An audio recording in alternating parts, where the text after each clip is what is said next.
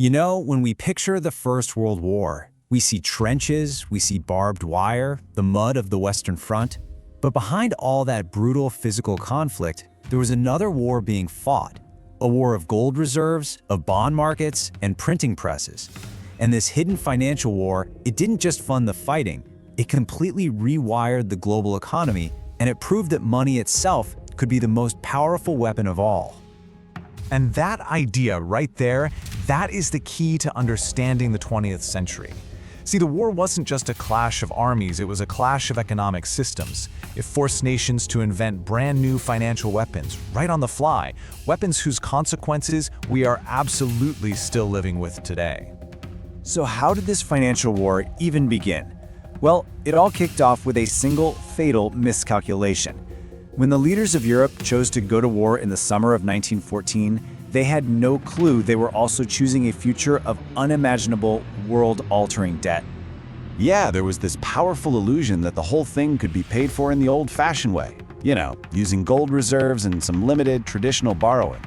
But this was an industrial-scale war, and that illusion, it just shattered within weeks. The costs were burning through money faster than anyone could possibly comprehend.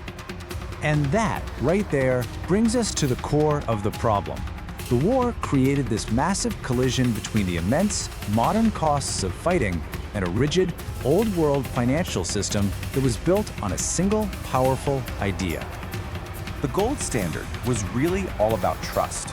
It meant that your paper money, pounds, francs, marks, was a credible promise, something you could actually redeem for physical gold. But this system had a huge vulnerability. It tied the hands of governments. I mean, you can't just print more gold, right? Your ability to create money was completely limited by what you had sitting in the vault. Okay, look at this. This slide shows you just how quickly the math became completely impossible. Britain's war costs soared to £2.5 million every single day. Germany was spending over 10 million marks a day. You can see it right here. The daily costs of war just started to dwarf the entire gold reserves of these nations. So here's the bottom line. Governments had to make a choice. They could either stop the war or break the system, and they chose to break the system. One by one, they quietly suspended the gold standard. It was a profound shift, basically admitting that money was now backed by nothing more than faith in the state's ability to win. So once they were unshackled from gold, governments needed new ways to get money, and they had to get creative fast. They deployed 3 new financial weapons that would pretty much define the rest of the century. All right, let's break these down. First up, war bonds. This was about mobilizing the savings of their own citizens through these really powerful patriotic appeals. Second, the printing press, which let them literally create new currency out of thin air. And third, foreign loans, which meant borrowing truly massive sums from the one major ally that could actually afford it. You know, war bonds were just a brilliant piece of engineering, both financially and psychologically. The posters framed buying a bond not as an investment, but as a sacred duty, like the civilian equivalent of fighting in a trench. It worked spectacularly, but it also did something else. It normalized the idea of a country carrying massive permanent debt. It created this closed loop where citizens lent money to the government, which paid factories, which paid workers, who then went out and bought more bonds. But when the bond sales weren't enough, governments just turned on the printing presses. This is what we call fiat currency. In Germany especially, the central bank started printing these poppy marks on a massive scale.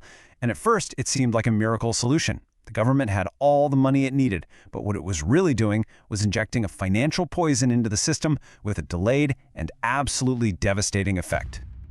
But here's the thing. Even with bonds and printing presses running at full capacity, it still wasn't enough. The war's appetite for money was just too vast. And this forced the Allies to turn to a third strategy, borrowing on an international scale.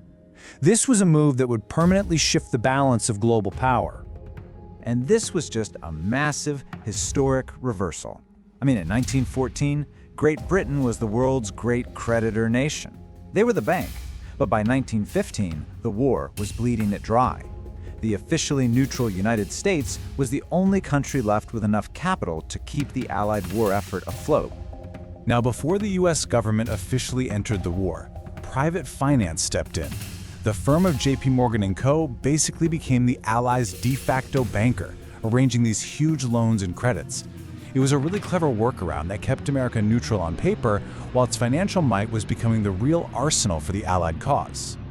And this slide, wow, it just lays it all out plain as day. In just 4 years, Great Britain went from being the world's top creditor, the world's banker, to its largest debtor. The center of global finance literally crossed the Atlantic, from London to New York. The physical war wasn't even over yet, but this financial war, it had already been decided. So when the guns finally fell silent in 1918, you'd think the financial war would be over too, right? Nope. It entered a new, and you could argue even more destructive phase. The Treaty of Versailles is often seen as a political document, but at its heart, it was a financial one. A final, terrible reckoning. The Allies, who were themselves crushed by debt, turned around and demanded that Germany pay for the entire cost of the war. These payments were called reparations, and you had this brilliant economist, John Maynard Keynes, a British negotiator, who was just horrified. He saw the sums were impossible.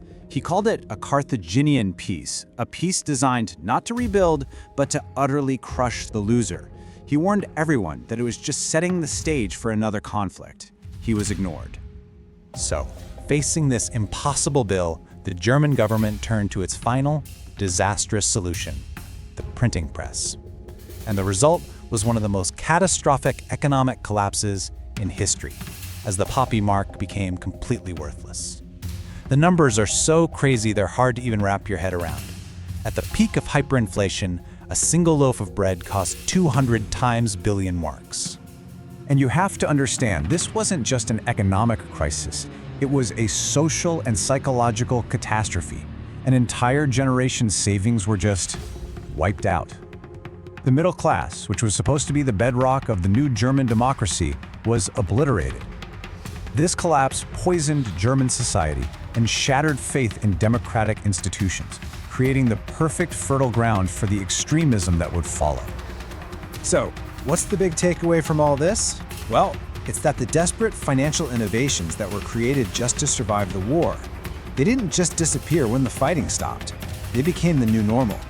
The financial system that was born between 1914 and 1918 is, in so many ways, the one we are still living in today.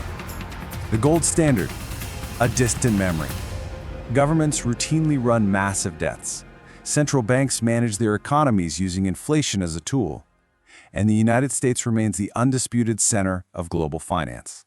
All of that was forged in this war. The war in the trenches lasted 4 years, but the financial war, it never truly ended. Its rules, its weapons, and its consequences are all around us, embedded in the very way we think about money, debt, and the staggering hidden costs of conflict. It really makes you wonder what financial traps set a century ago are still out there, just waiting to be sprung today.